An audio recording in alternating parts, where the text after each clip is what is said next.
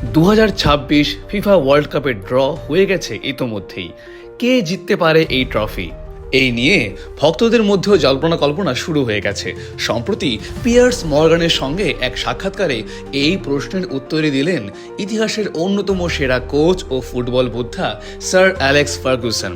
তাকে প্রশ্ন করা হয় তার মতে কোন 5টি সেরা দল এবার বিশ্বকাপ জয়ের ক্ষেত্রে সবচেয়ে বেশি সম্ভাবনাময় অবস্থানে আছে। চলুন শুনে নিই তার মতামত। ফার্গুসন 5 নম্বরে রাখবেন ইংল্যান্ডকে। ফার্গুসনের ভাষায় ইংল্যান্ড ইয়াং, অ্যাগ্রেসিভ, ট্যালেন্টেড, কিন্তু এখনও চাপের মুখে নিজেদের সামলাতে ব্যর্থ হয় ইংলিশরা। 4র্থ স্থানে ফার্গুসন রাখবেন আর্জেন্টিনাকে।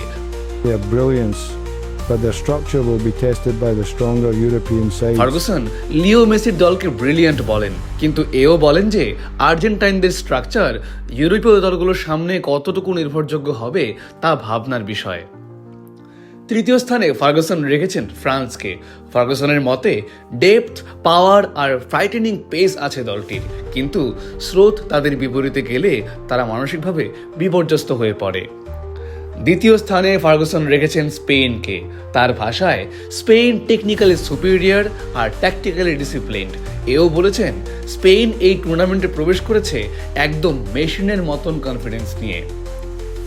এবার সেই প্রশ্ন, পিয়ার্স মর্গান জিজ্ঞেস করলেন আপনার তালিকায় 1 নম্বর দলটি কে?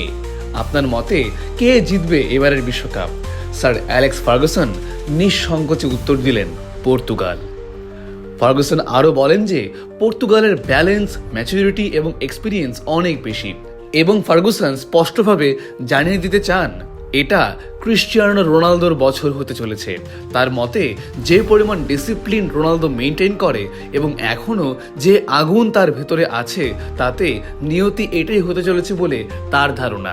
তার মতে যদি পর্তুগাল একটু উঠতে পারে তবে রোনালদোই পর্তুগালকে সাফল্যের শিখরে একাই টেনে নিয়ে যাবে, যেমনটা সে আগেও করেছে। ফার্গুসনের কাছে তাই এবারের হট ফেভারিট পর্তুগাল। আপনি কি একমত ফার্গুসনের সঙ্গে, নাকি আপনারও রয়েছে ভিন্ন কোনো হট ফেভারিট? কমেন্ট করে জানান আমাদেরকে।